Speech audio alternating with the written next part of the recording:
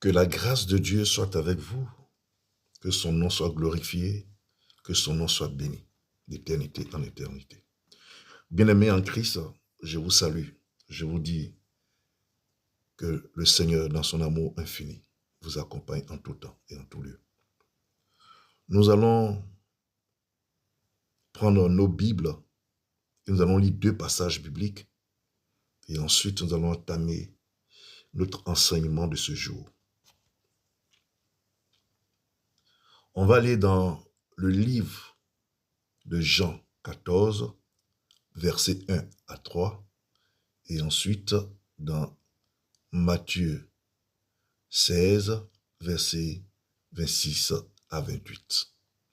Jean 14, versets 1 à 3, et après on va lire Matthieu 16, versets 26 à 28. Je lis la parole de Dieu avec respect et considération. Jean 14, versets 1 à 3. Que votre cœur ne se trouble point. Croyez en Dieu et croyez en moi. Il y a plusieurs demeures dans la maison de mon Père. Si cela n'était pas, je vous l'aurais dit. Je vais vous préparer une place. Et lorsque je m'en serai allé et que je vous aurai préparé une place, je reviendrai et je vous prendrai avec moi, afin que là où je suis, vous y soyez aussi. Amen. On va aller maintenant dans Matthieu 16. Matthieu 16, verset 26 à 28. Matthieu 16, 26 à 28. J'ai la parole de Dieu avec respect et considération.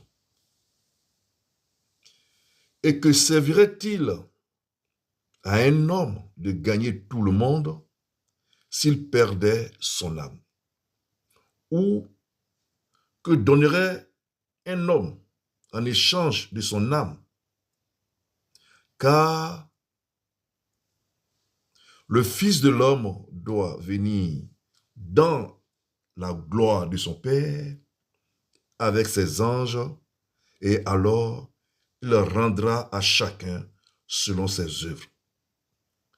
Je vous le dis en vérité, quelques-uns de ceux qui sont ici ne mourront point, qui n'aient vu le Fils de l'homme venir dans son règne. Amen. Père, je te rends toute la gloire. Je te dis merci pour ton amour, merci pour le souffle de vie, merci pour la santé, Seigneur. Qui sommes-nous, Père, pour recevoir cette grâce particulière? Le souffle de vie que nous n'avons pas acheté, que nous n'avons pas emprunté non plus, Seigneur, mais c'est par plus grâce. Saint-Esprit de Dieu, dispose chacun d'entre nous, corps, âme et esprit, est en communion avec ton esprit, Seigneur Dieu puissant. Que nos cœurs ne se troublent point, mais que nos cœurs soient disposés à recevoir ta parole, Seigneur Dieu. Seigneur, que cela soit gravé sur la tablette de nos cœurs. Oui, Père, je m'incline afin que Dieu, tu puisses prendre le contrôle de toutes choses. Oui, je m'efface afin que Dieu, tu puisses croître, Père. Viens nous parler, Seigneur. Viens nous enseigner, Seigneur. Révèle-nous les choses cachées, Seigneur Dieu puissant. Révèle-nous ta parole, Père, et que la gloire, la puissance, l'élévation te soit rendue. C'est dans le nom puissant de Jésus que je t'ai prié. Amen. Amen. Bien-aimés en Christ, le thème de mon message, c'est l'enlèvement de l'Église. L'enlèvement de l'Église. On va aller étape par étape pour que chacun puisse mieux comprendre. Et chez vous, il va falloir, après, prendre un moment pour réécouter et ensuite prendre vos Bibles et relire les passages bibliques afin que le Seigneur vous oriente encore, vous éclaire aussi la lanterne. Donc, le thème, c'est l'enlèvement de l'Église. Vous qui prenez note, grand 1, Qu'est-ce que l'enlèvement de l'Église? Qu'est-ce que l'enlèvement de l'Église? On va d'abord définir de manière simple ce que c'est que l'enlèvement. L'enlèvement, c'est le fait d'enlever, d'ôter, de prendre avec soi. Voilà, c'est ça l'enlèvement dans un langage simple pour que chacun puisse mieux comprendre. Donc, c'est le fait d'enlever quelque chose, de ôter, de prendre avec soi quelque chose. C'est ça, enlever. Maintenant, l'Église. Qu'est-ce que Dieu appelle l'Église? L'Église, c'est l'ensemble de tous les chrétiens sur terre, de ceux qui sont dans la volonté de Dieu, qui marchent dans la crainte de Dieu, remplis d'amour, mais aussi qui sont passés par la délivrance et par le baptême d'eau. Qui sont passés par la délivrance et par le baptême d'eau et qui font la volonté de Dieu. C'est-à-dire qui cultivent l'amour, l'évangélisation, qui font l'évangélisation autour d'eux, dans leur milieu de travail, à l'école, dans leur environnement de vie, qui donnent régulièrement les dîmes, qui font des offrandes,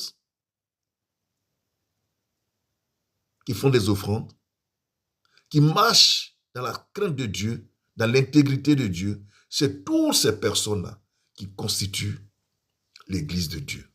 C'est vrai, on est tous convertis. On est tous devenus des chrétiens en quelque sorte. Mais ce ne sont pas tous les chrétiens qui sont convertis. Donc tous ceux qui ne sont pas chrétiens convertis, ils ne peuvent pas être enlevés. Sauf ceux qui sont convertis. On est nombreux dans nos assemblées. Ce que les religieux appellent l'Église, c'est-à-dire quand on va dans les 4 murs, nous sommes nombreux à aller les matins, les dimanches matins, dans la semaine, pour aller louer le Seigneur, prier le Seigneur. Mais tu deviens enfant de Dieu, membre de l'Église de Dieu, lorsque tu es passé par la délivrance, pour briser les liens ancestraux, les mauvais liens du cordon ombilical. Tu marches dans la sanctification. Tu donnes régulièrement ta dîme. Tu fais des offrandes à Dieu.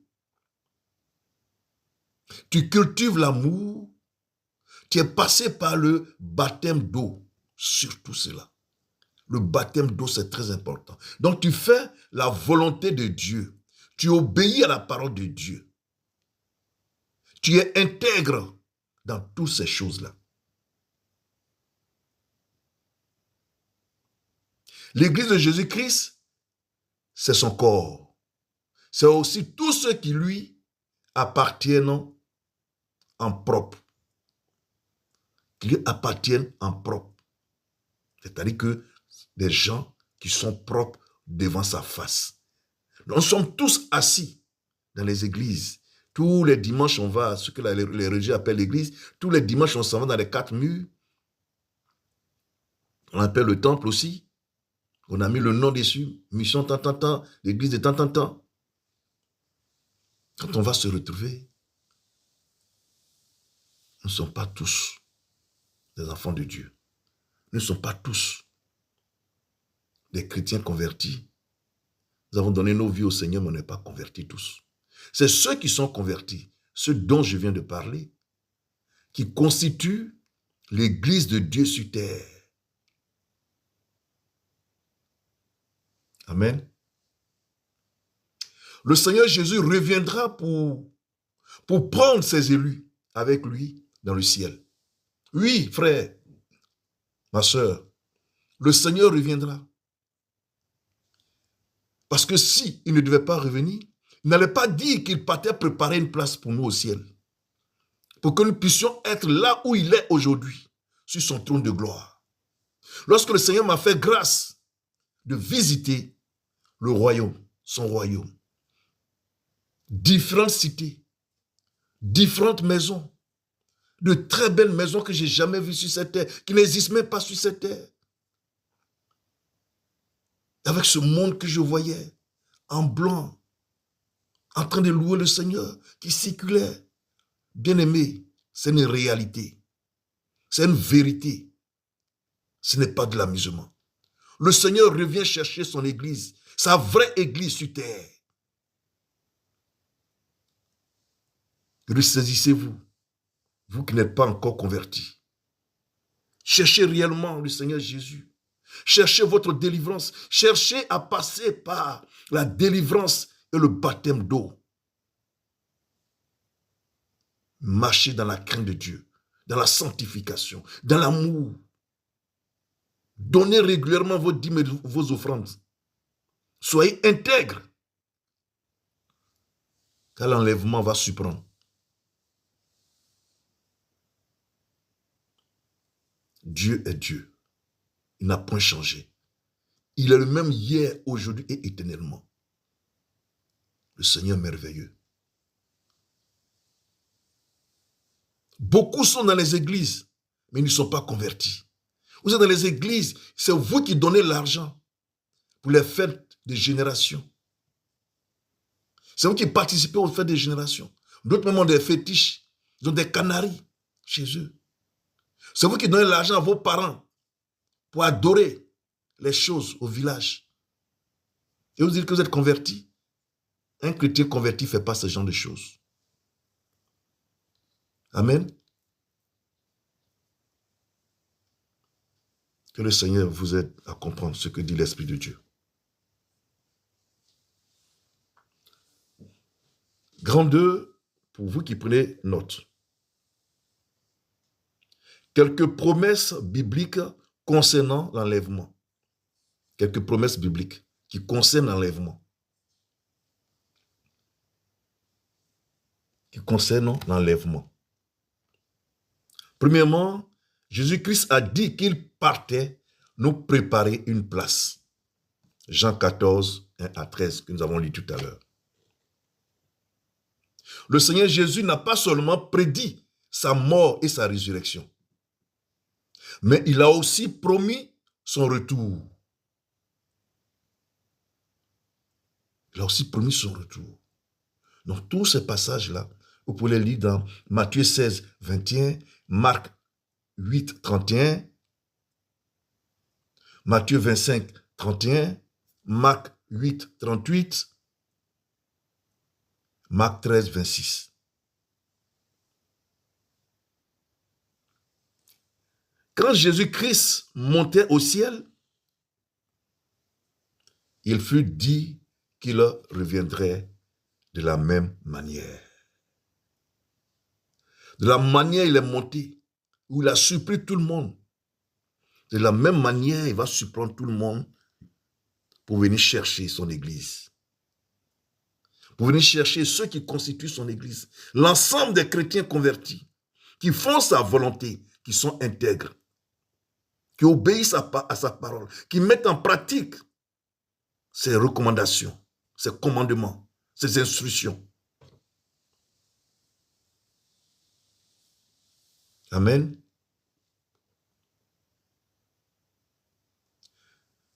Depuis le commencement, les apôtres ont enseigné aux croyants à attendre et à espérer la seconde venue de Christ. Oui, frères, le temps est proche pour l'enlèvement. Les signes sont là. Les apôtres nous ont enseigné, nous ont avertis, ils nous parlent. Et on continue de parler. Ne faites pas les sourds, ma soeur, mon frère. N'endurcissez pas vos cœurs. Que Dieu vous aide, que son nom soit béni, que son nom soit glorifié. Amen. Ce n'est pas un événement unique. L'enlèvement n'est pas un événement unique. Voyons le cas d'Enoch dans Hébreux 11, 5, Genèse 5, 22 à 24, Jude 1, verset 14. Le cas d'Élie, 2 Rois 2, verset 11 à 14. Et le cas de Jésus-Christ lui-même dans Actes 1, verset 9 à 11. Voici les différents cas d'enlèvement qui ont eu lieu. Ne jouez pas avec votre vie. Ne jouez pas avec votre relation avec le Seigneur Jésus. Car il viendra chercher l'église, sa vraie église. L'ensemble des chrétiens sur terre. Amen. Grand 3. Comment va se passer l'enlèvement? Pour vous qui prenez note. Grand 3. Comment va se passer l'enlèvement? Ça va se passer comment?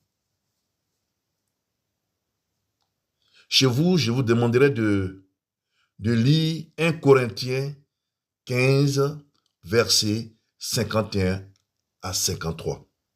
1 Corinthiens 15, versets 51 à 53. Et 1 Thessaloniciens 4, versets 13 à 17. Ça, il faut lire à la maison. Ben, je vais essayer de donner quelques éléments. Lorsque le Christ apparaîtra, oui, lorsque le Seigneur Jésus-Christ apparaîtra, les événements suivants se produiront. Tous ceux qui sont morts en Christ vont ressusciter ce jour-là. Ils vont ressusciter ce jour-là. C'est ceux qu'on allait enterrer le jour de l'enlèvement, ce jour va te ressusciter. Donc, les morts en Christ, les chrétiens convertis qui sont morts le jour de l'enterrement, le jour de l'enlèvement qu'on enterre le même jour, ils vont être ressuscités. Le même jour. Dès qu'on les enterre, il va les ressusciter pour les récupérer. Donc tous les vivants dans le Seigneur seront changés en un corps glorieux. C'est-à-dire que tu vas changer en un corps glorieux. Le changement va dépasser le changement qu'il y a eu entre Moïse et Dieu. Lorsqu'il allait chercher les 12 commandements, Moïse a été transformé.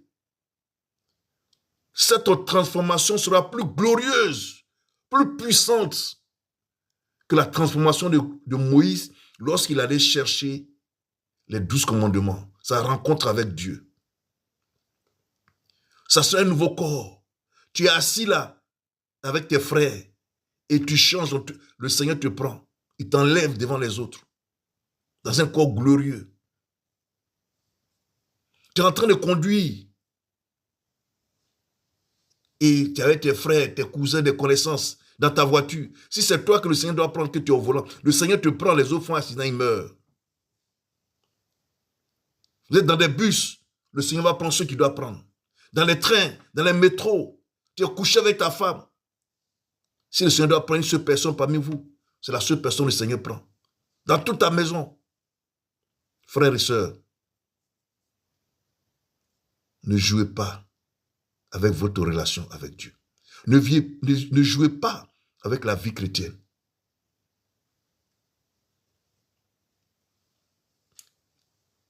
Donc, les deux groupes que je viens de citer, c'est-à-dire que ceux qui sont vivants et ceux qu'on vient d'enterrer, ça fait deux groupes différents. Et les deux groupes seront enlevés. C'est-à-dire parmi les vivants, chrétiens vivants, ceux qu'il va prendre constituent un groupe. Et le deuxième groupe, ceux qu'on vient d'enterrer le même jour. Donc ça fait deux groupes différents. Sur toute la terre, ils vont enlever les deux groupes le même jour. Il n'y aura pas d'écart d'heure ni de minutes. Le même jour, à la même seconde. il enlève ces personnes, ces deux groupes de personnes. Ceux qu'on vient d'enterrer, qui doit prendre parmi eux les chrétiens qu'on vient d'enterrer et les chrétiens qui vivent encore. Voilà comment ça va se passer. En une fraction de seconde, il va les récupérer tous. Ça fait deux groupes et les deux groupes vont être enlevés. Et cette rencontre avec le Seigneur aura lieu dans les airs. Aura lieu dans les airs. C'est-à-dire qu'ils vont sortir comme ça, ils vont être élevés. Comme lui il a été élevé devant tous les apôtres. Ses pieds sont partis du sol. Et puis il est rentré dans le nuage. Donc cette rencontre aura lieu dans les airs avec le Seigneur Jésus lui-même, accompagné de ses anges et les archanges qui sont prévus pour cet enlèvement-là.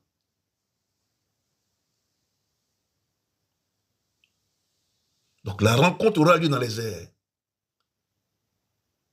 Nous aurons de nouveaux corps. Nous aurons de nouveaux corps. Philippiens 3, verset 21. Ça sera un événement soudain, c'est-à-dire que ça sera tellement soudain. La manière dont on parle de crise cardiaque, on dit, ah, il a eu crise cardiaque, il est mort.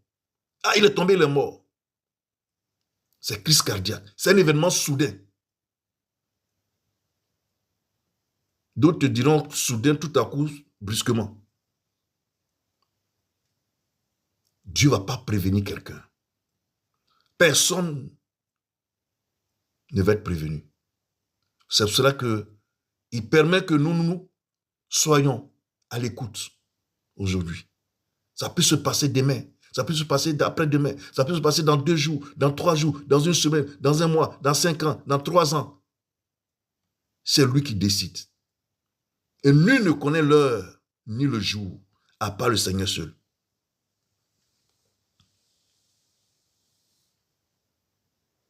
Donc tous ceux qui disent être chrétiens ne seront pas tous prêts lorsque le Seigneur Jésus-Christ reviendra. Ce n'est pas possible. Vous tous, aujourd'hui, qui êtes dans les églises, dans les assemblées, tous ces chrétiens ne seront pas tous prêts. Tous les chrétiens ne seront pas prêts. Pas du tout. Ils ne sont pas prêts lorsque le Seigneur Jésus viendra. Matthieu 24, versets 38 à 44.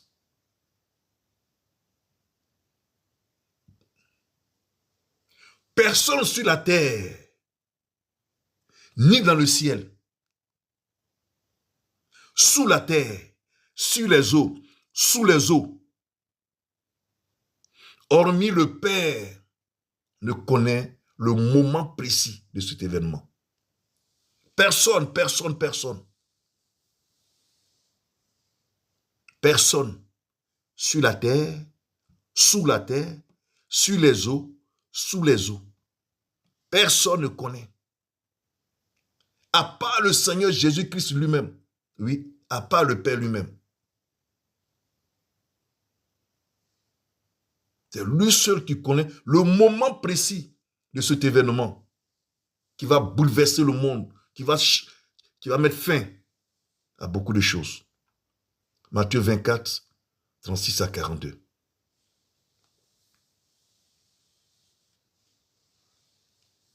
Grand 4.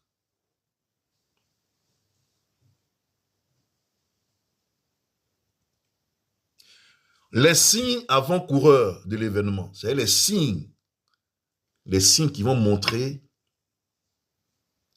qu'on va vers l'enlèvement. Ouais. Les signes avant-coureurs de l'enlèvement. Donc les signes. Et nous sommes dans ces temps-là. Nous sommes dans ces temps. Nous sommes dans ces temps.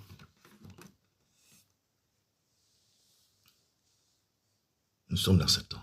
Il faut beaucoup lire Matthieu 24. Vous allez beaucoup comprendre certaines choses.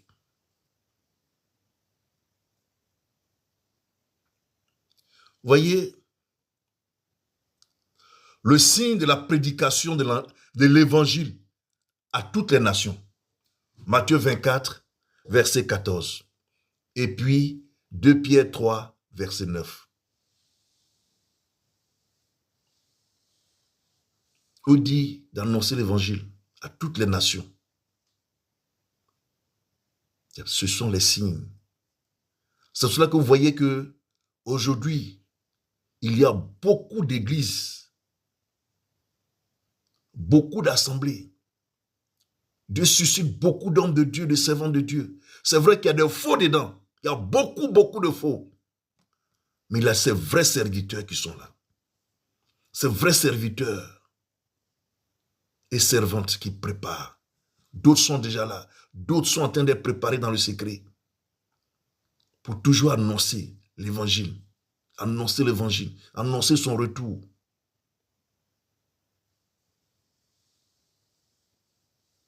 Il y a aussi certains problèmes contemporains qui ont été prédits dans la Bible.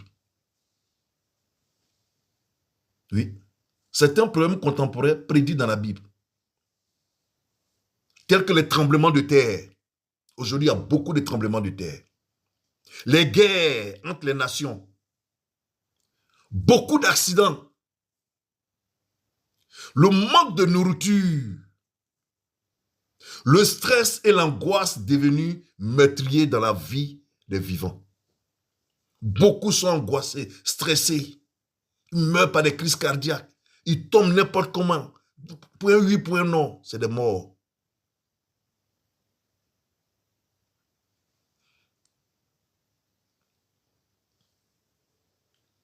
Israël qui est devenu une nation en 1948. Israël est devenu une nation en 1948. Leur dispersion partout dans le monde entier. Les Juifs sont dans le monde entier. Ils maîtrisent l'économie du monde entier. Luc 21, 24.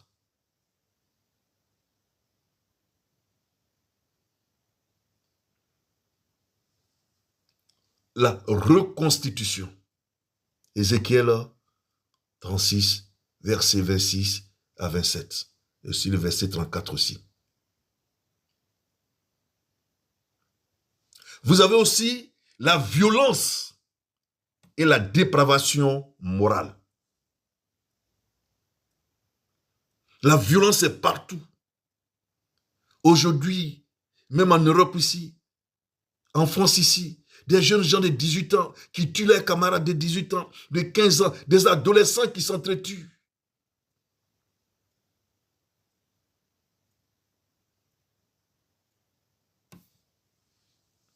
C'est grave. C'est très grave. La violence et la dépravation morale. Vous avez la violence partout. La débauche sexuelle. Comme au temps de Noé. On est dans un monde où le sexe est exposé sur les réseaux sociaux. Sur tous les réseaux sociaux. Dans la rue. Nous qui sommes en été ici. On voit comment ça se passe. Des femmes sont habillées, des mini-jupes, même en Afrique partout. Le ventre est dehors. Les garçons qui mettent les pantalons sur les fesses, ils ne mettent pas de ceinture. Tout ça là, c'est les signes. Ce sont les signes de la débauche sexuelle. En Côte d'Ivoire, dans mon pays, on ne met pas de gérance de busy. C'est quoi tous ces conneries?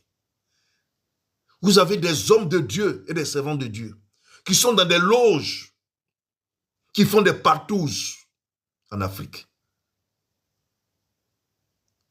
Des servants, soi-disant, je dis bien soi-disant, des servants de Dieu. C'est-à-dire que ces personnes ne sont plus dans la voie de Dieu. Soit ce sont des faux pasteurs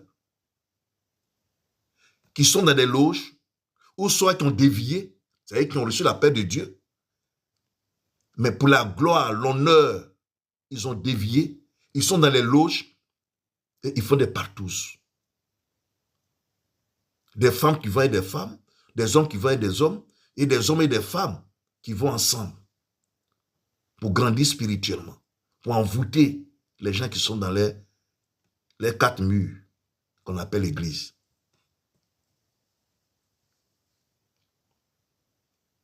Que Dieu nous aide à comprendre.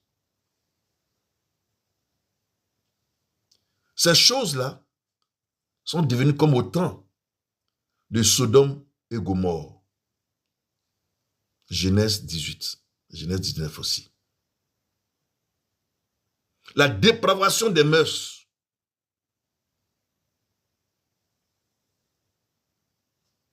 La dépravation des mœurs. La mondialisation favorisant la montée de la bête. Et la bête est là. La bête à Rome. La bête est là. Elle est à Rome. La bête en Italie.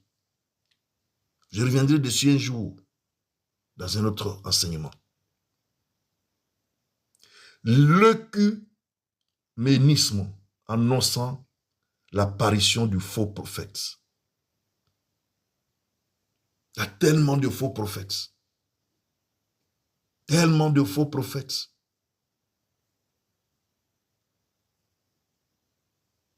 Trop de faux prophètes. Trop de faux prophètes.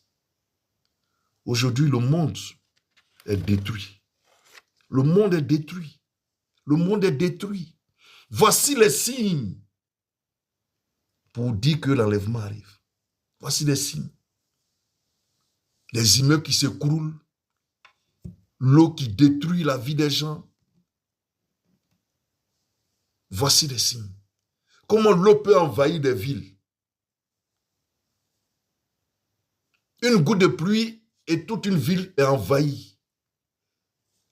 Les gens sont sous les eaux, les maisons sont sous les eaux, les voitures disparaissent dans le coulement d'eau. Et les hommes, c'est ça les signes. C'est ça, de ça qu'il s'agit. Voici les signes. Ce sont les signes, frères. Quittez dans le monde des ténèbres, car le Seigneur arrive. Il est le Dieu fidèle. Oui, le Seigneur Jésus-Christ est le Dieu fidèle d'éternité en éternité. Sa présence dévoile les ténèbres. Lorsqu'il ouvre une porte, personne ne peut la fermer. Lorsqu'il s'élève, tout fait silence. Il est El Olaïm, Elohim, El Gibor, El Shaddai, le Dieu d'éternité. Il est le Seigneur des Seigneurs. Jésus-Christ de Nazareth, le Dieu de gloire. Il est vivant pour toujours, frère. Viens à lui. Attache-toi à lui. Ouvre ton cœur pour le Seigneur Jésus. Il est le mari des veuves et le père des orphelins. L'étoile filante du matin. Il est l'admirable conseiller. Son nom est au-dessus de tout nom. En son nom, tout genou fléchit. Il est mon père, mon maître, mon papa, le Dieu tout-puissant. Jéhovah El Shaddai Elohim, Jésus-Christ de Nazareth. Il arrive à enlever son église. Il arrive à enlever son église. Donne-toi au Seigneur, frère. Donne-toi au Seigneur, ma soeur. N'endurcis pas ton cœur. N'endurcis pas ton cœur. L'enlèvement aura bel et bien lieu.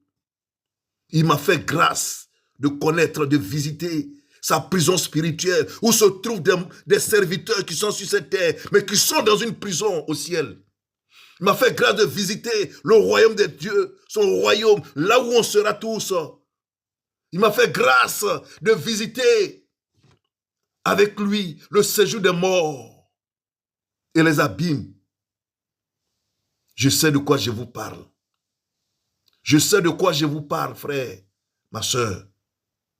Revenez au Seigneur Jésus-Christ. Vous qui êtes assis dans les églises, n'êtes pas convertis. Donnez-vous réellement au Seigneur. Donnez vos vies réellement au Seigneur. Pour avoir la chance de participer à cet enlèvement-là. Enfin, pour conclure, je vais vous demander de lire à la maison Marc 13, verset 26.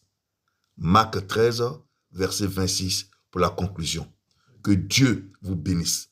Que sa grâce soit sur vous. Que le Saint-Esprit vous amène à la conversion vraie, à marcher dans l'intégrité, selon la volonté de Dieu. Que Dieu vous bénisse et que son nom soit béni d'éternité en éternité. Amen.